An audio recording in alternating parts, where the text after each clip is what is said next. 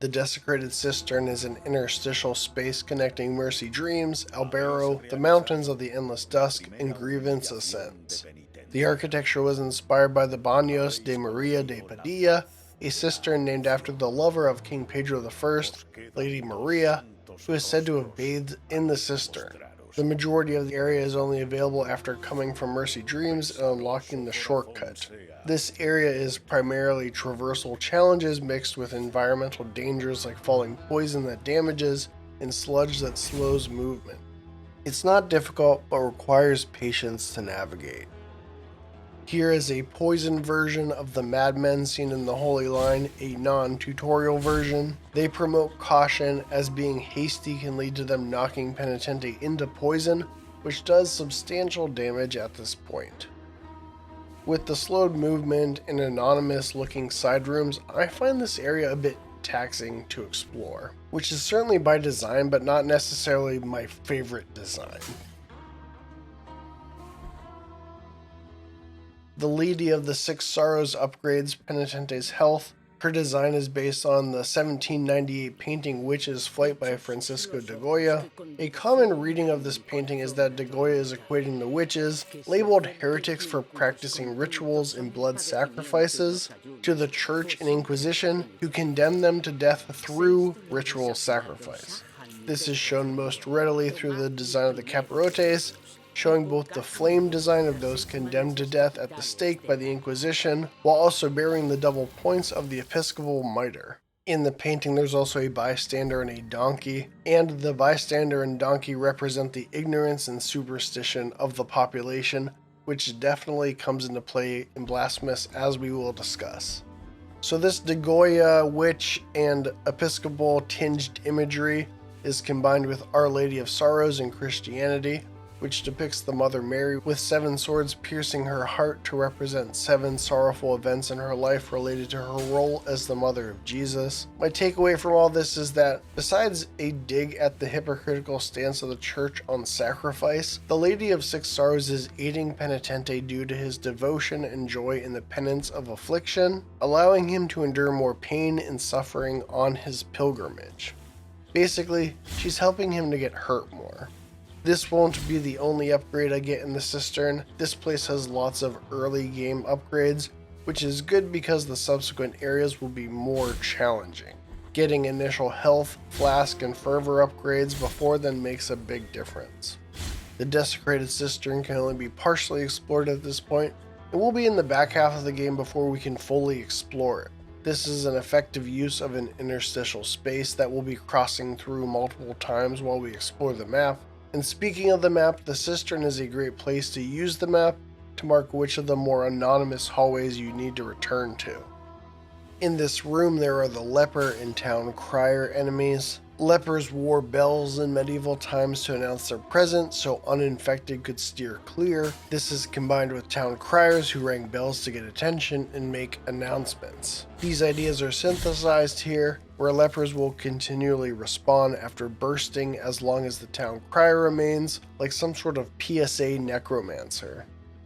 The music is another highlight of this area, and this track, Arpeggios of Ochre, is one of my favorites on an incredible soundtrack. Carlos Viola composed the music for Blasphemous and has an incredible mix of rock, orchestra, and classic Spanish flamenco. In the Landing Blasphemous documentary about the development of the game, it's discussed how difficult the soundtrack was to make and get the tone that creative director Enrique Cabeza and composer Carlos Viola were looking for. The end product is absolutely incredible, providing everything from bombastic tracks for boss fights to melancholic ambient tracks for traversing the ruined world of Custodia, all accompanied with a strong flamenco throughline to add a distinctly Spanish character to the soundtrack. The Shield Maiden returns in the Cistern, pairing nicely with the area as roadblocks that lead to a few tense encounters, especially when mixed with lepers. As mentioned earlier, Blasphemous was a Kickstarter game. Developer of the Game Kitchen was started by a group of friends who wanted to develop games together. They worked for a number of years on educational games, eventually having the means to develop a game that interested them. This was The Last Door, an episodic horror adventure game also funded on Kickstarter. While it was well received critically, The Last Door was not a financial success, and TGK ended up downsizing their team to just 3 people on the verge of bankruptcy. This was when they began work on the concept of Blasphemous. CEO Mauricio states in the Landing Blasphemous documentary that the idea to take the project to Kickstarter came from a very simple concept: we don't have any money to develop this game. Unlike The Last Door, which was small in scale, TGK wanted Blasphemous to be big and promoted it as such. The Kickstarter campaign was wildly successful, reaching 666% of their goal at the end of the campaign.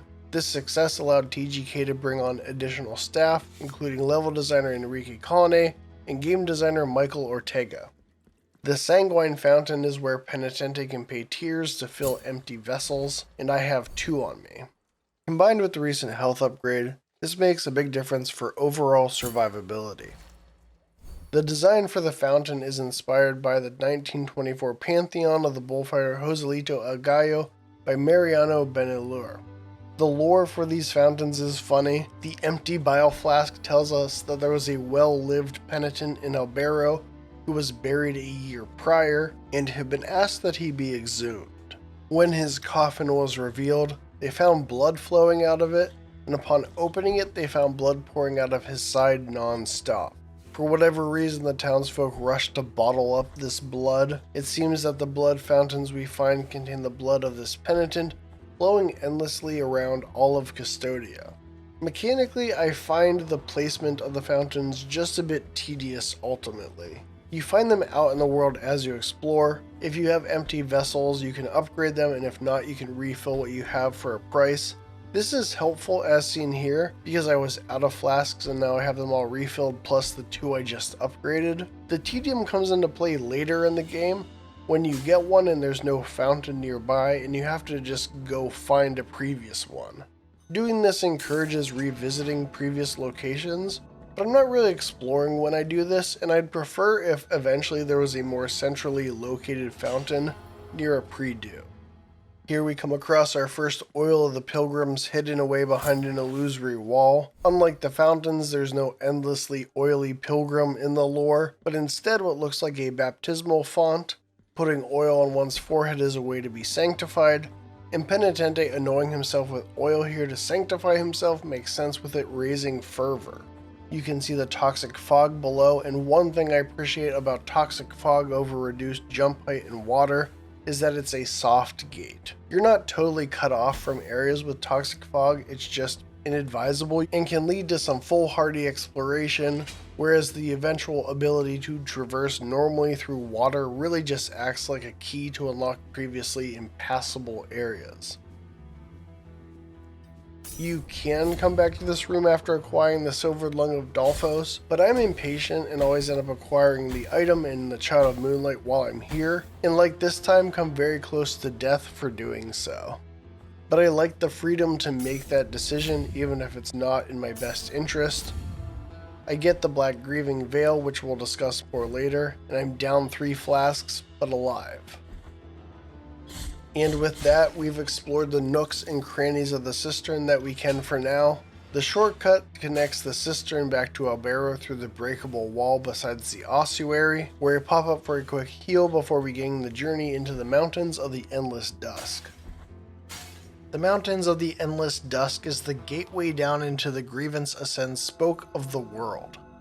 It's another instance of Eternal Sunset imagery on top of that discussed with Tirso. It's also another instance of frozen time imagery like that seen in the Guardian Visage Dream, as an ocean frozen in time turned to iron.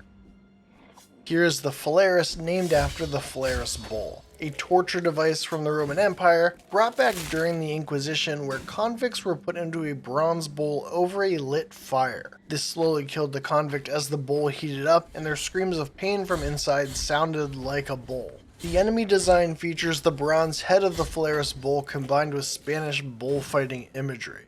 Their garb was inspired by the embroidery of bullfighter suits, and they pull banderillas out of their back and throw them at Penitente. The iconography of bullfighting combined with the Inquisition torture devices illustrates the church's dehumanizing treatment of its congregation, with the church as the matador and the congregation as the bull being ritualistically sacrificed. They're well rounded mechanically with both melee and ranged attacks. Simply crouching near them is an effective strategy, though not nearly as fun as staggering them with a lunging attack and triggering their brutal execution. Normally, an enemy is introduced alone before they're incorporated into more complicated mix-ups with other enemies, but in this case the Phalaris enemies act as a lure to provide a surprisingly cinematic introduction for the Esculone. The Esculone continues the tradition of using church bells, this time as both a form of protection and implement of pain. Their attack has a slow wind-up and deals good damage if they bonk you. I love the sound design of this enemy, the dong that occurs when they run into you or the wall. They're relatively easy to dispatch when you can get behind them and attack the bearer of the bell, but being knocked around can put you in hot water quickly. The next enemy is the winged face grunt, inspired by Roman mortuary masks. They're more bark than bite, complicating platforming but not being any real threat at this point. This is a unique encounter with a sort of mini-boss, Perpetua, and we've got one chance to defeat her here to receive a prayer bead early. Perpetua is the deceased sister of Esdras, and she's able to communicate with him from the dream and apparently also manifest.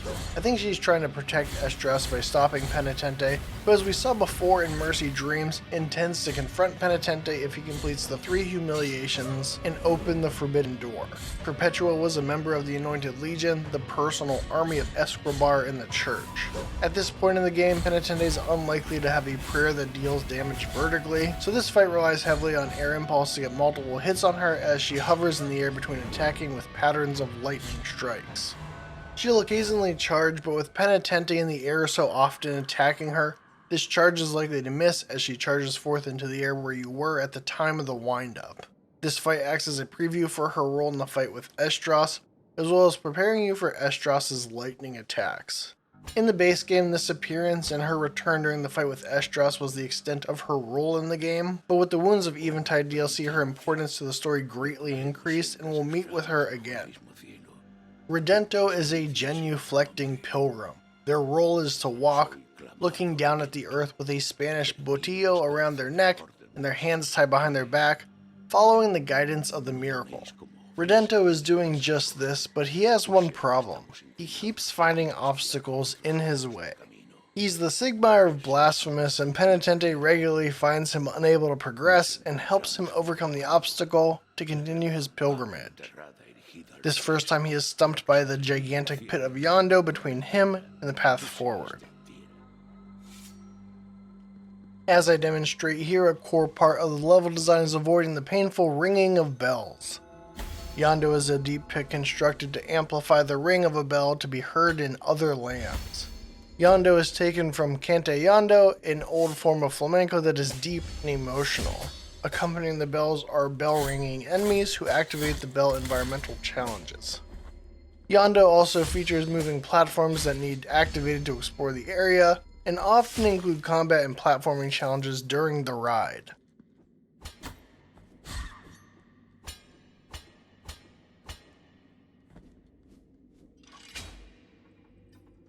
This enemy is the Acerado, meaning sawn, and they're one of the more gruesome looking enemies in Blasphemous. Their design is based on a torture where the victim is bisected by a saw, and this enemy throws their saw at Penitente like a boomerang.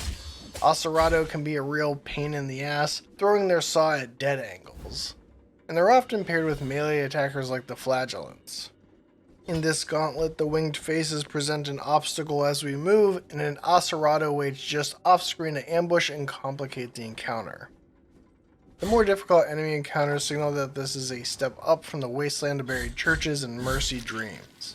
However, in games like this which have a Souls-like association or a reputation for being difficult, these difficulty bumps meant to indicate to a new player that this should be done later can be misinterpreted as being hard just to be hard. Add in that it's typical for Metroidvanias and Souls-likes to not hold the player's hand and encourage exploration, and it can compound and lead to a sense of desperation and confusion for a new player. I came here right away when I first played, ignored the fact that I busted through a hidden wall to get here, and proceeded to spend a fair amount of time dying to these encounters without the advantage of mea culpa, health, and flask upgrades. It's ultimately a fond memory though. I value the freedom to let me bash my head against the wall, with only myself to blame for missing the clues and hints placed by the developers. I think that this sort of meta game between the player and developer is a value shared by fans of Metroidvanias and Souls-likes. Where focusing on subtle details and clues to better understand the developer's intent is part of the fun, given weight by the tension of strict punishment of failing to notice these details. That's why in Souls games it's kind of a meme for you to shake your fist and grumble, "Miyazaki!" when you fall for a trap or are knocked off of a ledge. The feeling of sparring against the developer is part of the fun, and it's present here in Blasphemous. Just remember, level designer Enrique Colonnade placed every spike to personally spite you. The structure of Yondo feels more sprawling and less defined than some of the previous areas, but like Mercy Dreams, it's also very shortcut focused. Platforms provide shorter routes through rooms that are activated after making it through a mix of combat and platforming challenges. These statues and large bell are central to the progression of this area. At this point we are well aware of what hitting a bell should do, but find this bell silent, bound by chains. Platforming segments start to complicate as a mix of ranged and melee enemies are layered in. Rushing in is ill-advised, pushing players to approach situations tactically. I choose to plunge in to deal damage to the flagellants to get them out of the way, but it may have been better to take out the Acerado first, as timing attacks to also knock down projectiles is tricky. I make use of the Forsaken Hamlet prayer to take out the other Acerado and simplify the encounter with the flagellants below. It's becoming apparent that flagellants are very easy to stunlock and aren't really a threat by themselves.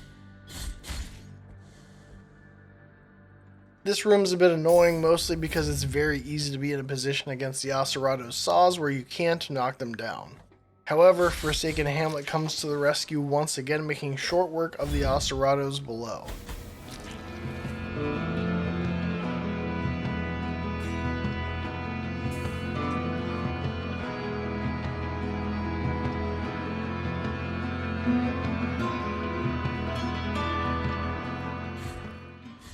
It's open season on Winged Faces. Here's our first chain, the interaction heavily highlighted by the extreme sheen. The bluntness of the signposting makes me wonder if in playtesting breaking statues was found to be too subtle, so they literally polished them up for the final product. I quite like this little puzzle. It's not exactly setting the world on fire with its novelty, but I appreciate the Game Kitchen's full exploration of bells in this area, using them in a variety of ways. The timing is relatively precise to align the bells correctly in order to break the pulley device for the gate. I'll ignore the impracticality of a door that only opens by ringing a bell and smashing it from the other side, but it is a good defense to keep a valuable treasure safe. And the treasure is a knot of rosary rope. The knots of rosary rope increase the number of beads that you can have equipped, and this particular knot precedes the meeting with the NPC who will do this for Penitente. The story of the rosary knots tells us about Angustias, who made the prettiest rosaries in Custodia. They were so good that people believed only Angustias' rosaries received divine blessing. This led to all other rosaries being banned by the Holy Mother Church, and people were even punished for keeping so-called fake rosaries and were accused of heresy. This story exemplifies the recurring theme of the folly of seeking the divine at the rejection of all else. The belief of Angustias' rosaries as divine starts with the custodians, and then is made part of the orthodoxy by the church. My interpretation is that Angustias' rosaries are indeed divinely blessed above others, not because it was inherently true, but because the custodians' superstition and fear of imperfection made it true. The folly of this mindset is driven home by the conclusion of the narrative, where it asks the question, what will happen to rosaries after Angustias dies? At this point we loop back around to the pre-do at the start, unlocking a shortcut to let us continue on to the other path. But first, let's help out poor old Redento and unlock the other hub. We're back at the mountains of the endless dusk. Unlocking this moving platform will progress Redento's quest. Riding over, there's a winged head to harass us and a child of moonlight to free. I make an inadvisable jump going for the Child of Moonlight and experience my first death from the eternal foe, gravity. Ironically, I'm delivered back to the last pre-do by Children of Moonlight, indicating that they're acting at the behest of the miracle, even if the church deems them as enemies to be captured and hidden away, and we will learn more about them later. but back to death in Blasphemous.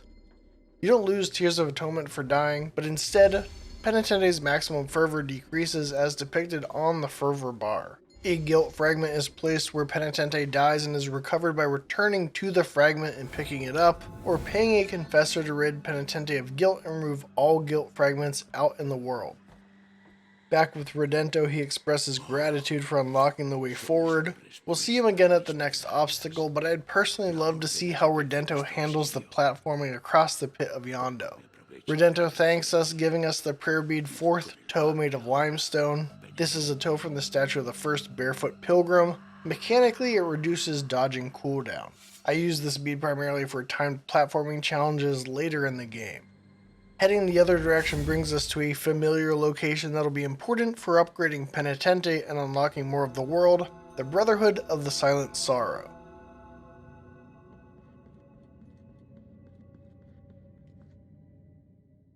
I ascend Mea Culpa to level 2, increasing its damage and unlocking its Fervorous Blood skill for purchase. Fervorous Blood is a ranged attack that costs a small amount of fervor to use.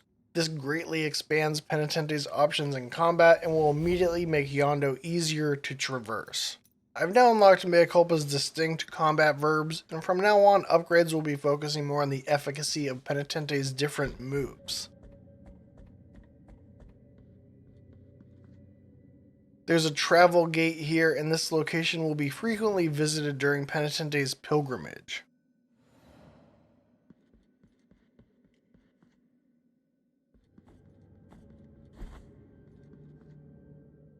Soledad is a major reason for this, as she upgrades her rosary to equip more beads. Soledad was locked up in this cage by His Holiness Escobar, and the miracle decorated it in gold. Presumably, she died here, remaining as a ghost of blue flame.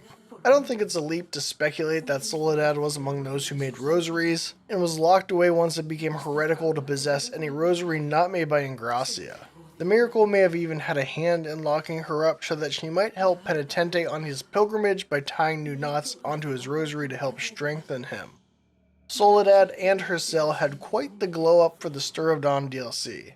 In the base game she had no name or dialogue, and her sprite was much smaller. The Stir of Dawn saw her redesigned and gave her a name and a storyline. Previous to the DLC, it was believed that she might be the ghost of Angustias, which wasn't unreasonable with the information available.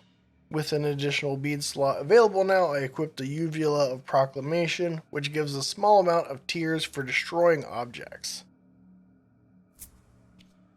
At the top of this set of rooms, we meet old Redento again, who is now confounded by a pile of rocks. To clear his way, we need to go through this room. It's a good early test of platforming skills and understanding the various traversal elements. It's pretty easy now, but I remember this room being difficult my first time through. I think that was a mixture of being less familiar with the platforming of Blasphemous, combined with the less refined platforming that the Game Kitchen would patch in and make the jumps feel more intuitive and fair.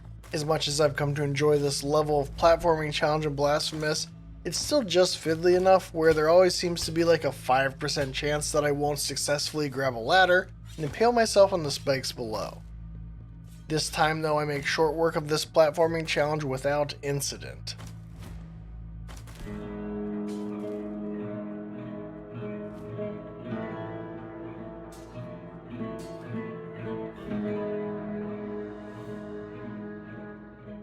Redento can now carry on with his pilgrimage and says that he will be heading towards the Holy Prohibitions. Using this newly acquired ladder, the Brotherhood comes full circle to where we started the game. It also gives us access to the Chamber of the Eldest Brother, which we now have the key for. The key says that the Eldest Brother heard the lament of the Father as his penance, as the head of the Brotherhood that ponders the mystery of his silence. In the room is the treasure, blood perpetuated in sand, the first significant relic.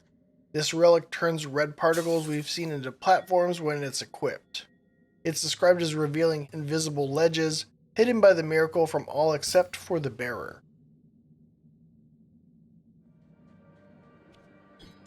With this new relic and complement of Mea Culpa skills, let's go back to the Holy Line and grab a few previously unobtainable items. The plunge attack reveals a hidden room beneath the Holy Line.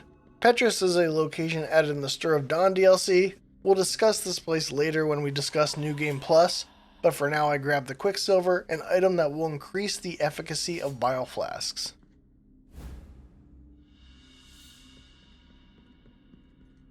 And now we see the new relic in action.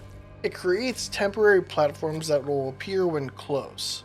I find the painted rosary bead, which restores a small amount of health when destroying objects. With the available items now snagged, I quit out to the main menu, which in Blasphemous sends you back to the last pre-do when you go back into the game. It's obviously not an intended mechanic, and TGK added a prayer in Wounds of Eventide that does the same thing, but can save a lot of time when used tactically. Now back at the mountains, let's pick up a few more items available now that I have blood perpetuated in sand. First time I played Blasphemous, I was a bit disappointed in relics. Most Metroidvanias feature certain upgrades that fans of the genre kind of expect to see, like the air dash or the double jump for example. They're skills common in Metroidvanias that can be used in combat and in exploration and platforming challenges. Blood perpetuated in sand essentially just unlocks further exploration and platforming challenges, it just needs to be equipped. At least that's how I initially conceived of it, finding its utility disappointing compared to the likes of the double jump or air dash in many Metroidvanias. However, there was a fundamental problem in my expectations. The relics aren't really supposed to be Metroidvania ability analogs because Blasphemous wasn't really designed as a Metroidvania. It's officially classified as an action platformer with non-linear level design. Creative director Enrique Cabeza said in a 2018 interview that Blasphemous is not actually a Metroidvania. It has some things from the genre, but we want to make something new. We wanted to not base the exploration on abilities for the player, but something different, something more poetic or weird. And while I'd still prefer more versatile abilities, I think it would be unfair to judge the design on an expectation it wasn't trying to meet. Within the context of Blasphemous, relics are generally well integrated into the non-linear world design and exploration. The Linen of Gold and Thread, a relic we'll see later, is legitimately transformative in how you explore the world and is up there in my pantheon of favorite character abilities for how it recontextualizes the world design.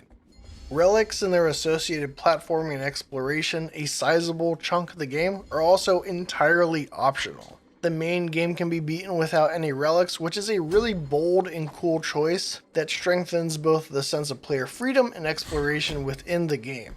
The game does incentivize and reward this optional content with character upgrades, beads, and prayers, but it remains optional for the player. All of the content in a game takes time and effort, and spending time making something that a good portion of players might miss takes a level of confidence and commitment to player freedom that I really value. So ultimately, I think the Game Kitchen succeeded with relics in making something different, poetic, and weird that adds novelty to Blasphemous within the action platformer genre. Now we're on the other path through Yondo that will take us to the second chain we need to release to activate the bell. This is a fun little traversal challenge. There are breakable platforms above spikes, a winged face complicating the climb, and Esquilon shaking the climbing wall when they knock into it. It's viable to rush in and manage these elements, but I find it satisfying to take a moment to assess and manage the situation. I dispatch the winged face, wait for the Esquilon to hit, and then leap over the breakable platforms to keep them intact, just in case I need a soft landing. Fighting the Oserados is simplified by the Fervorous Blood, as it not only gives a ranged option to fight back against them with, but will also knock the saws down similar to a sword swing. The following combat shows off the efficacy of the full complement of Mea Culpa moves, and it's so satisfying to string them together to overcome an encounter. The combat in Blasphemous is generally well regarded, but even then I think it's undersold how it can sing when you put it all together.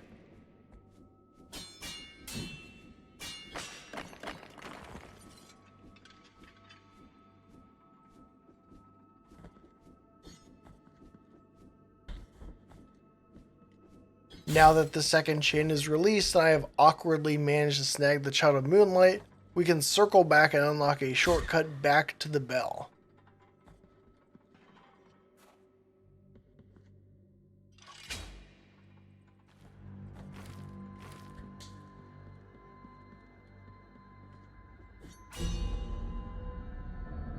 With the chains released, hitting the bell now makes it fall into a pit, permanently changing the geometry of Yondo and plummeting Penitente into Grievance Ascends.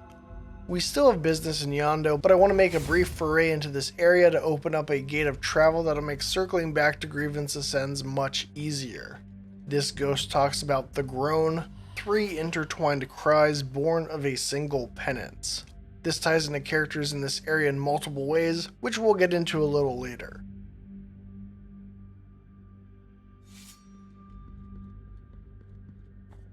Here are 2 new enemies, the Percherone and the Wakeful Alcove. The Leaping Percherone wears a decorative harness inspired by those worn in Andalusian fairs, and this enemy is named after a breed of draft horse. The inhuman movements of these enemies matches the inhuman way in which they're dressed, and this is another example of the church dehumanizing their congregation. In combat, they're a grunt enemy who can be tricky to fight when they're on a different elevation. The Wakeful Alcove is more of an environmental challenge than an enemy, but they actually hit pretty hard and have to be dealt with carefully. As we'll see in Grievance Ascends, you don't want to be wasting flasks because Penitente carelessly took damage. We step into the gate to unlock it for the return to this area, and now it's time to wrap up business in Yondo. This challenge room is similar to the room in the Brotherhood. Even with post-launch tweaks, platforming in Blasphemous is still a bit on the fiddly side. However, I think the state of the platforming in the main game is a bit unfairly maligned at this point. Rooms like this work for me because they're not too precise, so the platforming rough edges don't impact the play really. They're satisfying navigational challenges and perhaps most importantly, a nice change of pace. They're tense, they test your ability to quickly move through the space, and if you're struggling a bit, you can tactically equip prayer beads to give you a bit of an edge. Sword Hearts and Blasphemous buff Penitente in various ways, typically balanced by also debuffing Penitente or being situational in their use. To be honest, before playing through the game in preparation for this video, I'd never really used Sword Hearts all that much. In many cases, the downside felt too severe for the benefit it provides. Sword Hearts are also one of the few pieces of equipment that can only be modified at a pre-do, which was a bit at odds with how flexible and tactical the other equipment is in comparison. So if I would think to use a heart, I often wouldn't want to return to a pre-do to equip it. The Heart of the Holy Purge increases Tears of Atonement earned by 10%, but at the severe cost of not being able to use bile flasks. There are situational use cases where this synergizes, such as going for the achievement where you don't use any flasks in a boss fight. While it's nice to have a use case, the narrow usefulness of many Sword Hearts leads me to forget about them more often than not. Moving on, we acquire another Quicksilver and enter Echoes of Salt, an area added in the Wounds of Eventide DLC. This is a minor interstitial space connecting Yondo, the Mountains of the Endless Dusk, and Mourning and Havoc, but it does contain a very important interaction for the true ending.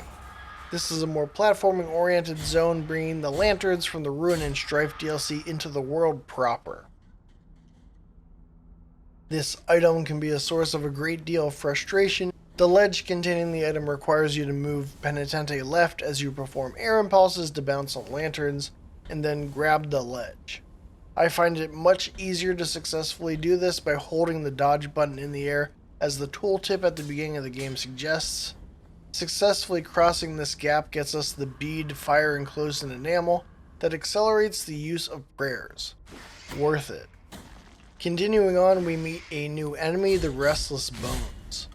This creature has a skeletal head and a tail made of roots. I think they're a little annoying. They leap out of the ground from where you're standing when they begin the attack, forcing you to keep moving and dodge out of the way before they strike. They can be difficult in numbers and multi-enemy encounters. The primary platforming challenge in this area involves these blue fireballs. This challenge in particular always seems to take me 2 tries to complete, as I always seem to mistime the jump to the second ladder on my first try. We arrive at the pre-do for the area, with a door leading to the travel gate off to the left. However, the wall on the right is conspicuous. In a dastardly move, TGK made the path leading to a critical step in the true ending behind an illusory wall that you have to jump to hit. There's another new enemy here, the Sepulcro Errante. The Sepulcro Errante, or Wandering Tomb, is based on the design of King Fernando II's tomb. A well-timed lunge stuns them, allowing Penitente to perform one of my favorite executions, in which he desecrates the skeleton within the tomb.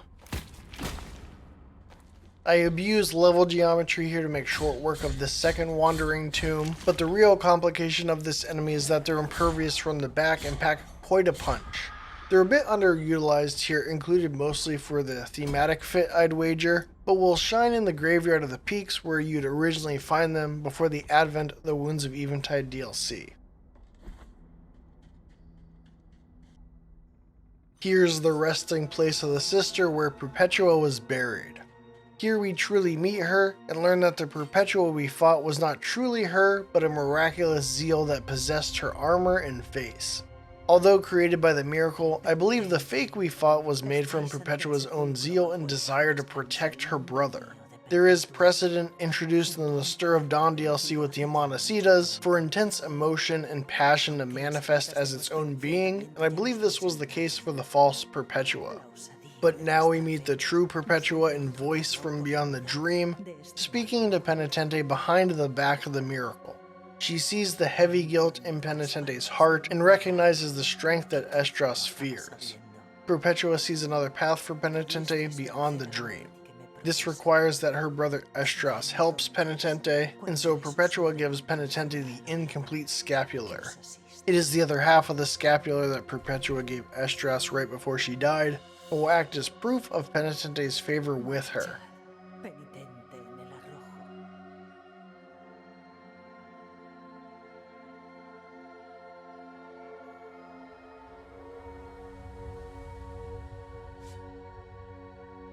Using the travel gate beside the Perpetua, let's take care of a few tasks in Albero before venturing into Grievance Ascends.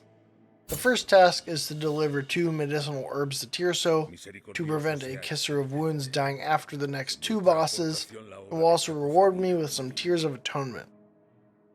I'm actually going to be at a surplus with the medicinal herbs by doing the true ending, because it eliminates the Esdras boss fight that normally occurs, but delivering all of the herbs is required to get all of the rewards from Tirso and get the Mediterranean Diet achievement anyways, so it's still worth doing.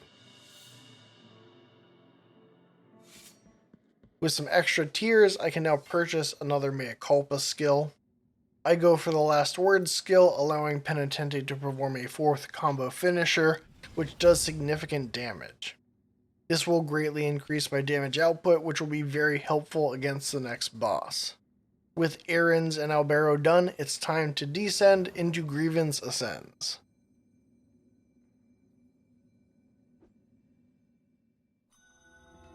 Grievance Ascends is inspired by the design of the Well of Sintra in Portugal. The Well of Sintra is a spiral staircase with 9 landings, referring to the 9 circles of hell in the Divine Comedy. GA's level design consists of 4 tall, vertically stacked rooms connected by bridge combat arenas. This arena design eschews shortcuts as featured in Mercy Dreams or Yondo, progress instead marked by clearing the bridge arenas. Unfortunately, this approach plus the encounter design of this area can make things a bit of a slog. Part of this stems from the arena challenges.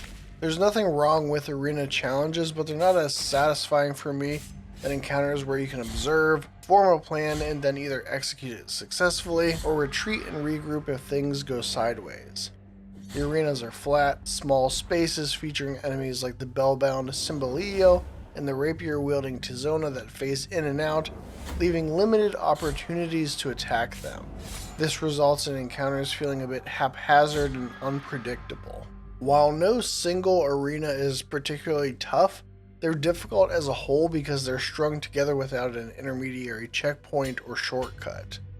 This means that you're forced to carefully navigate quite a few rooms and arenas without taking too much damage, or you'll simply die by running out of flasks. This marathon approach feels at odds with the arenas, which seem more suited for a level design with more shortcuts or checkpointing. The normal encounter designs are also a bit haphazard due to the Percheron's erratic leaping attacks, paired with the phasing of the Cymbalillos and Tizonas.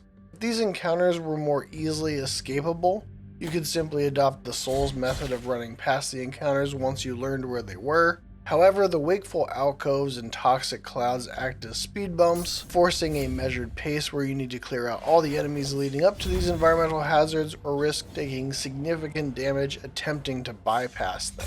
And should you find yourself at 75% of the way through and low on flasks, you're forced to push ahead because going back and refilling your flasks wouldn't refresh the arenas, but it would refresh regular enemies encounters that you'd need to tediously repeat due to the aforementioned reasons.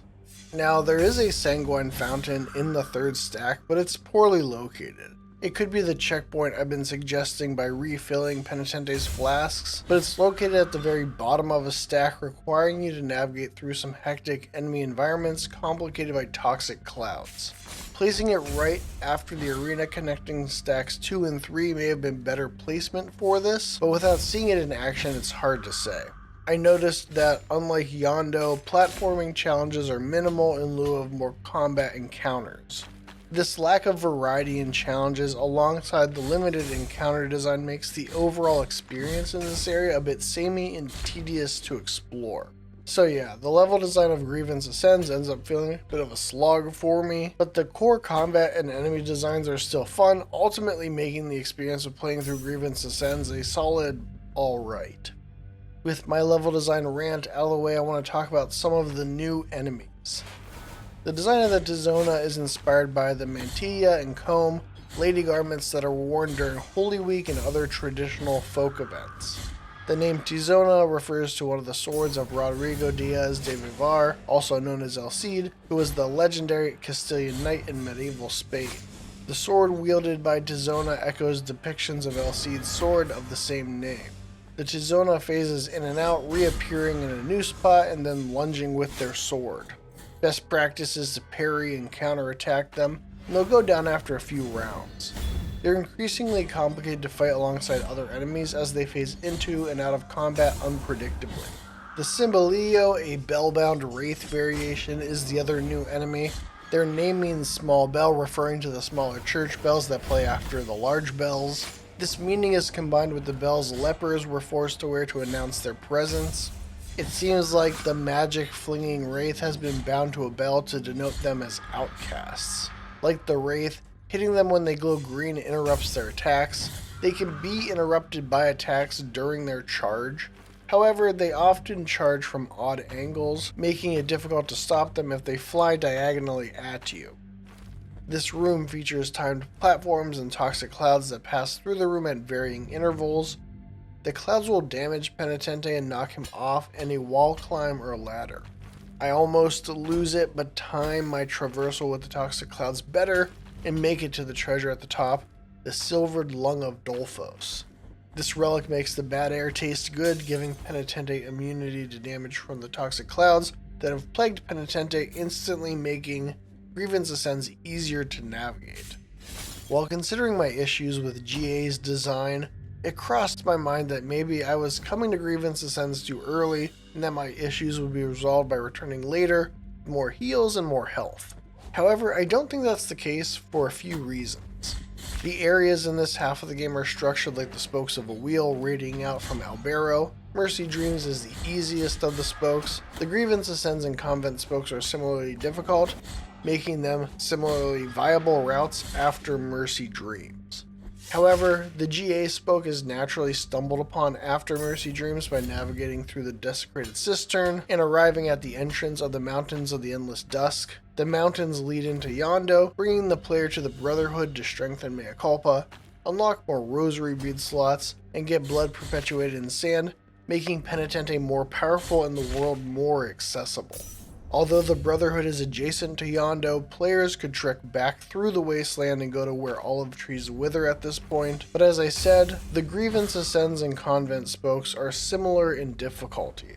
What ends up being a difference is what portion of these areas require relics to access. You find the silvered lungs of Dolphos in Grievance Ascends, and the convent features toxic clouds in a few rooms.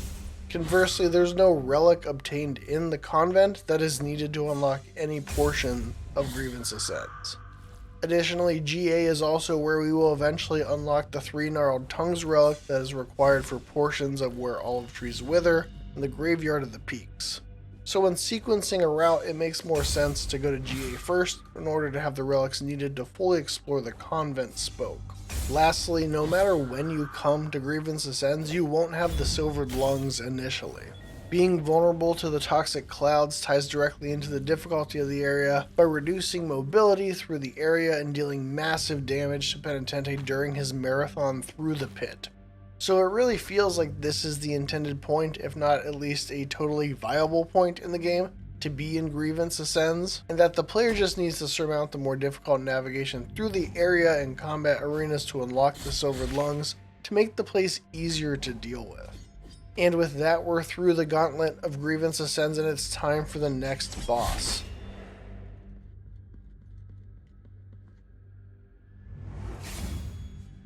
Penitente meets Viridiana, who's noticeably aged. She implies that she sacrifices her own life essence to heal Penitente in battle. However, she seems to be happy to help and says to not be troubled by her appearance. So I assent and bring her along for the second of 3 times she can aid Penitente in a boss fight. I could hold off here and save her aid for later, but for purposes of completing her story sooner, I'll bring her along now. And with that, it's time to take on the Trace Angustias.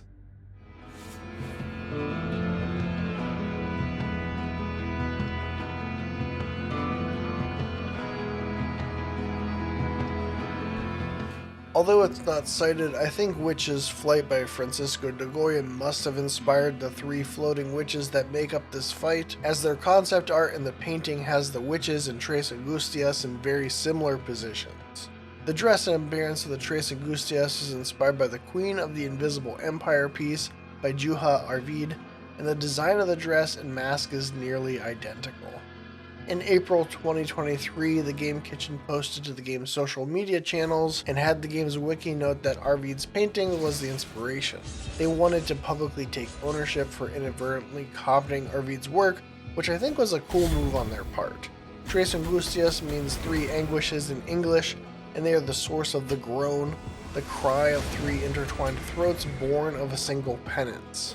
There isn't much stated directly about the 3 anguishes, but I believe they're connected with Altas Gracias, who is also in Grievance Ascends and who we will meet and discuss more once we have collected the 3 ceremonial items we need to make them appear. There's not an explicit connection drawn, but they're both one person made of 3 individuals, and there's a thematic throughline of their voice and crying out in sorrow. My speculation is that the 3 anguishes are a manifestation of the sorrow of Altas Gracias made flesh, similar to how the Amanecidas are manifestations of Laude's passion, another discussion for later. However, the real sorrow is the boss fight, am I right? Okay, the boss fight is fine, but it's a bit infamous for its platforming. The arena is a vertical auto-scroller with a killbox of fire at the bottom, so Penitente must constantly climb during the fight. This is frustrating when the platform ledge detection is a bit fiddly and doesn't always work, or Penitente is hit by a column of magic mid-air, and the instant death below ends the fight abruptly. 2 anguishes use spears to attack from range, and 1 uses a bludgeon like a boomerang. These attacks can be parried, although you'll notice I often use iframes from Forsaken Hamlet to avoid damage. For that reason, as well as how it deals absurd damage wrapping around the platforms, makes Forsaken Hamlet very good in this fight. And it makes up for my admittedly mediocre performance in this fight due to the unreliability of the platforming or the odds of getting beamed to death by being in the wrong spot. I approach this fight as a DPS race and it works, but it's not pretty. I throw caution to the wind anytime I can get them clustered, as it's a good opportunity to hit multiple anguishes at once and deal massive damage to their shared health bar. Occasionally they'll Voltron into one, firing off 1 or 2 columns of punishing magic that also act as area denial. As mentioned, if you're on the far side and they put up a column under you and in the middle, you're kinda screwed, either taking massive damage or falling to your death. Despite my subpar performance, I surmount the Trace Angustias, opening up the path to next Guardian Visage. Penitente receives the Holy Wound of Contrition. Contrition is sorrow from the soul for sins committed, resolving to not sin again. Deo Gracias congratulates Penitente on a job well done, reminding us that we only have one more holy visage to prostrate before in order to gain access to the Forbidden Gate. Again, this is one of the wounds of His Holiness Escobar's soul, and getting audience with the visage reveals the cleanliness of contrition in the soul of Penitente. So we know Escobar turned his throne because he believed Custodia showed insufficient devotion. According to the Kickstarter page, sometime after turning the throne, His Holiness transformed into a great tree, burning for 90 days and 90 nights, creating a huge mountain of ash with the turned throne at the summit. Members of the church attempted to ascend the mountain of ash and claim the throne, but they were all consumed by the ash as they climbed. They emerged from the mountain of ash transformed into beasts and monsters. We already know from the opening that the miracle physically manifests the hearts of custodians, starting with the Twisted One. However, after Escobar's martyrdom, the miracle really manifested away, plunging Custodia into the state we now find it in. The Mother of Mothers is inaccessible, much of Custodia is transformed by the miracle, and an eternal sunset covers the land as the miracle awaits the one who will defeat Escobar and take their seat upon the turned throne. Now with some additional health, we find ourselves back in the Desecrated Cistern. And it's time to meet Nacimiento, an NPC added in the Stir of Dawn DLC. In my interview with Enrique Cabeza, I asked him what inspired the characters introduced in the Stir of Dawn DLC, to which he responded, "I can tell you that Nacimiento is inspired by a scene from the film Gozu by Takashi Miike, and the Oscar Wilde classic The Picture of Dorian Gray. It's also conceptually related to the Desamparados character that appeared in the Blasphemous comic, which introduces the story of the Penitent One. Nacimiento is a large man with the youthful face of a boy on his head and the visage of an old man on his chest, who Nacimiento refers to as the Ancient One. Nacimiento is cursed by the miracle and offers to reinforce Penitente's bioflask using Quicksilver in the hopes that this might reduce the magnitude of this curse. The Quicksilver item description says that it was brought to Custodia long ago by alchemists from distant lands, and in their hands they could bring out the latent healing properties. I speculate that Nacimiento is one such alchemist, and that perhaps his young appearance and long life were achieved using the healing properties of Quicksilver. This ties in with the story of Dorian Gray that served as inspiration, as Dorian Gray maintained a youthful appearance while his painting aged.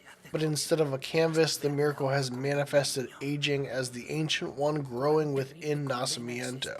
Mechanically, Nacimiento upgrades Penitente's Flask at the cost of Quicksilver, tears, and reducing the number of Flask charges by 1 per upgrade. I've waited to come to Nacimiento until now because I like upgrading my bioflasks in such a way so that I always have 5. You can get Quicksilver quickly, but upgrading early on when Penitente only has a mildly upgraded health bar and a few flasks feels unnecessary, and removing a flask when you only have a few can really hinder healing opportunities. However, now that Penitente has more health, the basic flasks are becoming mildly ineffectual, so upgrading now will maintain the efficacy of the flask without significantly reducing healing opportunities. This is how I treat a new game, at least. In New Game Plus, this approach makes more or less sense depending on which penance is active, which we will discuss further in the video.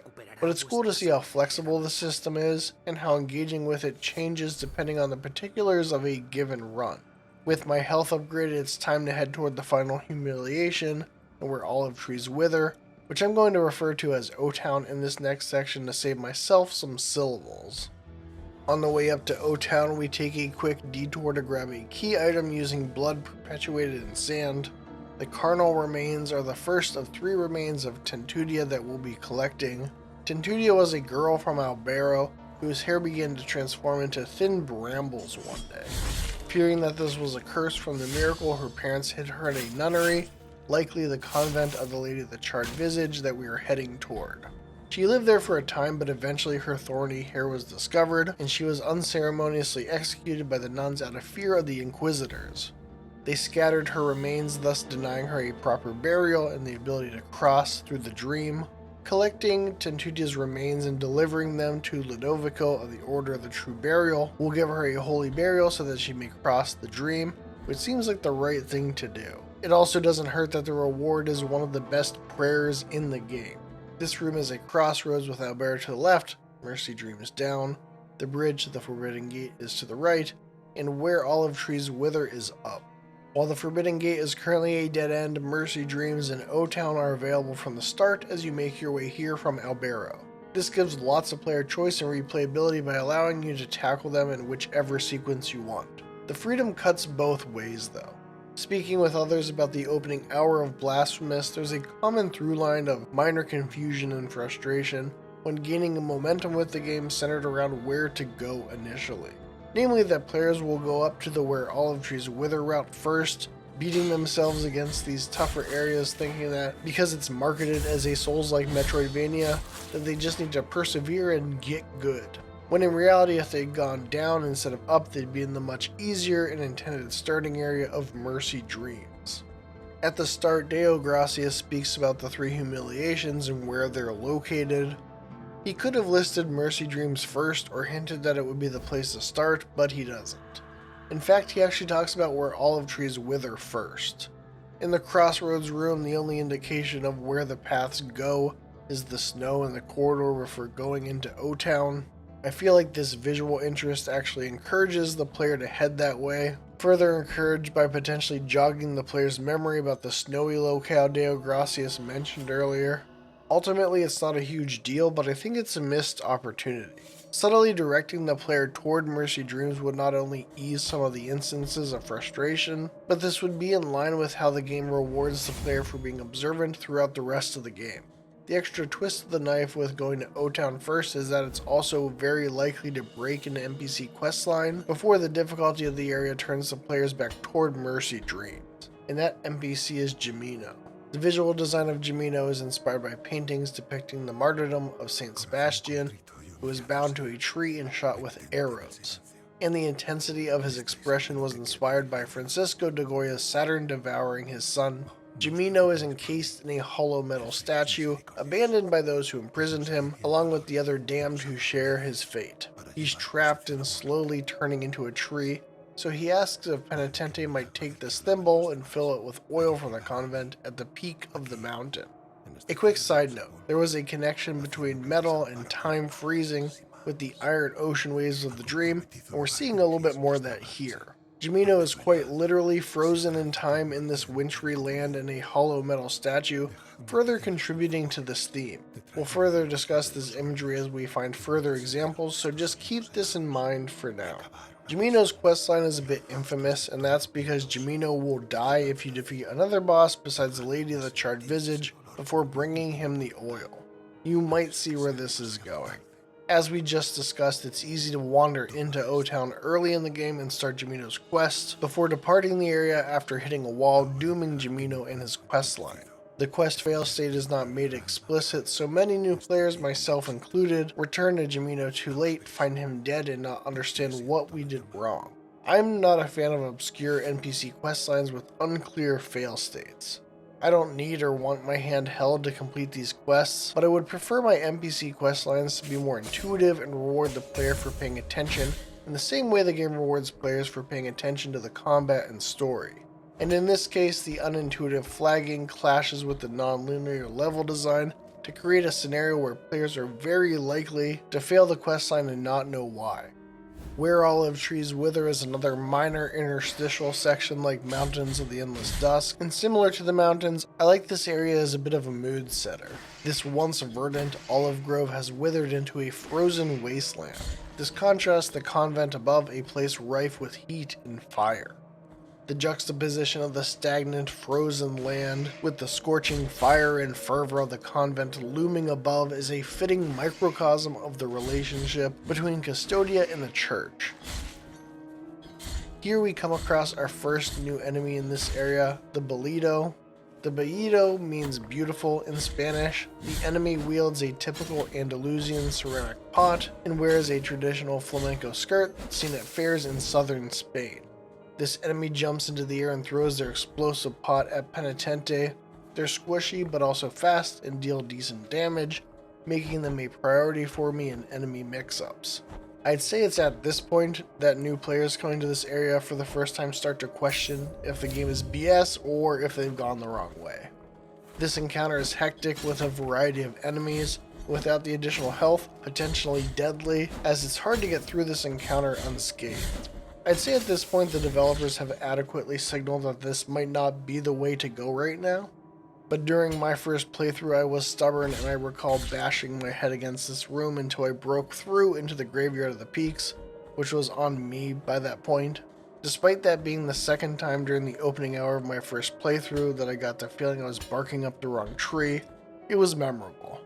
And it was very satisfying to come back to Yondo and O-Town after powering up Penitente and feeling the difference in my first and second attempt in these areas.